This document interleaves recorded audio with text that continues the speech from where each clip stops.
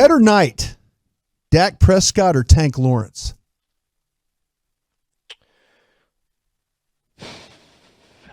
Oh boy, God, that's good. See, when you say that, that means you're trying to think about it. When you always have to put that out there. Here's the thing. At least you're not snapping to a judgment real quick. I mean, I think that it's Tank, but I think that Dak needed it more. You know what I mean? Since DeMarcus Lawrence returned against New Orleans, his impact has been immediate and visible. Right. You know, you could see it out there that, they've been able to play pretty well as a unit when he was out. When he came in, it was obvious. And I think that last night, he was I thought he was tremendous. The pass rushing was unbelievable. I mean, aside from the touchdown, which was a remarkable play in and of itself, he just seemed to be constantly around Taylor Heineke more than anybody else. And as well as Dak played, I think that it's still Tank Lawrence that is he had the better game. The better night. Yeah. See, I tried to make it difficult, and I feel like, and this one was tough for me. When I typed it, I'm like, okay, usually I have an idea what direction I would go, and I hate riding the fence. That's the last damn thing I want to do is ride the fence. I'm going to say Dak Prescott had the better night because I felt like that Dak Prescott had a lot on the line in that football game. There's been so many. The focus about the offense has been about him. Defense, you could say the defense has been great because of all these players, but I'm saying just because of the focus and the pressure on him to be able to perform and kind of get this offense going back the right direction. I'm going to say all the things that he was able to do made him have that better night. He stood up to the pressure and the scrutiny and all that to the point where after the game, you could tell in the post game when he was up there talking, you could tell he was more relaxed and not having to answer questions about, here they are with a win and people are still asking him, like this is several weeks ago, like questions about what's wrong with the offense, even though they're winning. I felt like last night it was a little bit of a relief for him to stand up there and not have to answer those questions, but also be able to stand up there and say, you know what, guys, say what you want about me now. I played one of my better games for the year. So and statistically, it's not even close, right? Yeah. I mean, you could just say from the first half, as opposed to DeMarcus Lawrence, it's. The impact that a quarterback has is just so much greater. Yeah. And all that. But, man. No, but Lawrence, I don't disagree. To do, it's just he is so impactful. Yeah. And can you win without him? Yeah, you can because Randy Basham, plays well when he's in there. They've got good play out of the interior of the defensive line. And then, of course, you've got Micah. But for him to come in and you can see the impact when he plays as opposed to when he doesn't, that says a lot when you consider how well the entirety of this defense has played all year. Yep, I agree with you on that. Okay, here's one for you. Is Jourdan Lewis's job in trouble with how well that Kelvin Joseph played? No. It's funny. On Friday we were talking about Kelvin. Yeah. And I promptly get a text from former Cowboy and former Kentucky Wildcat James Whalen saying, Kelvin looked pretty good. And I thought that Kelvin did have a pretty good game. It was difficult to watch until, taking a look at the All-21 because, with the television view, you only get the first few steps sometimes and then they're out unless you're seeing on a replay. But he obviously didn't have any big plays go against him. Look, Jourdan Lewis is a veteran, and Jourdan Lewis has something that I absolutely love the most about him, and he's got dog in him. Mm-hmm. That dude is a dog, okay?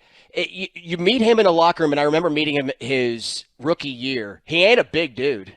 Yeah. He ain't at all. And I tell you what, he's the last guy you might want to fight on that team, on that side of the ball. Because he has all kinds of fight in him.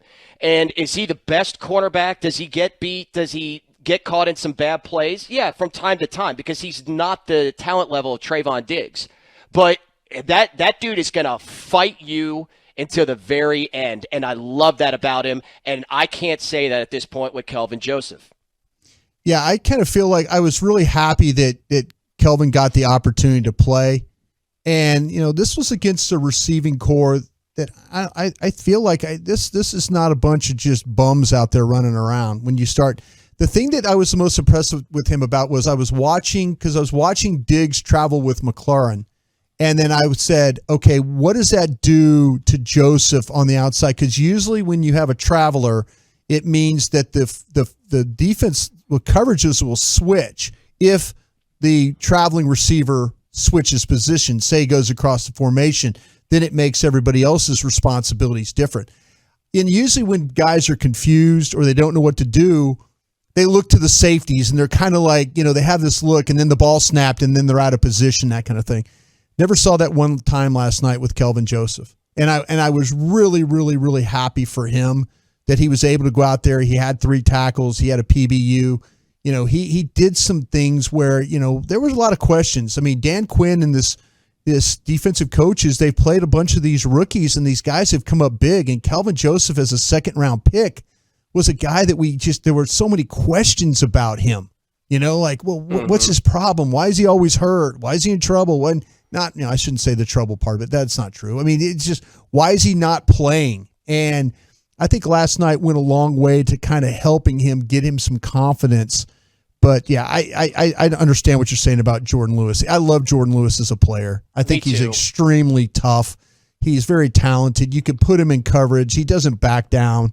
He's going to tackle. He's going to make plays. He's around the ball.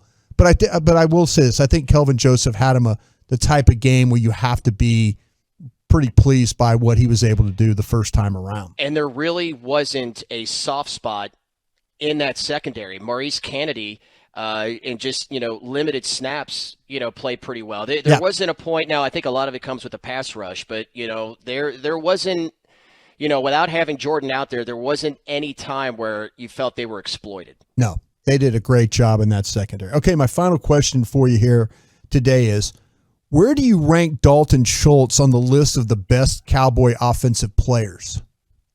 Okay. All right, so Dak, CD. No. Sorry. Dak. Wait, I go Zach, then Dak. Then I'd go CD. Let's see. Tony Pollard. Okay. So you have him somewhere between 6 and 7, maybe? Yeah. Look, I think that Dalton Schultz is an example of when you are playing a lot of zone defenses instead of doing the man-to-man, that he doesn't necessarily have to beat a guy man-to-man. He's got to find a soft spot in the zone, find areas, and Dak needs to find him. And for a player like Dalton Schultz, that's perfect. And so he's not the type of guy that you're going to stretch the field with, like, say, you might have with Blake Jarwin, if he comes back. Dalton Schultz has been terrific. But I think the fact that they have to really account for those guys on the outside, it can leave Dalton Schultz in the middle of the field, able to roam around somewhat free. Yeah, I threw a lot of dirt on Dalton Schultz. He's playing outstanding. He really, really is. And I think you make a great point.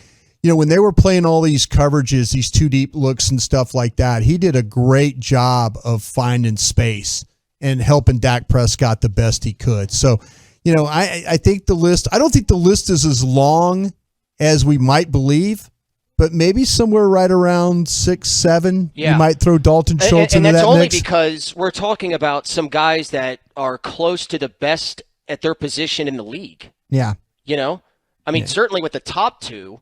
And then, CeeDee Lamb, I just, every time you mentioned it as we opened up today, the fact that, he had those 2 catches back-to-back that were chunk plays. Those are crushers, okay?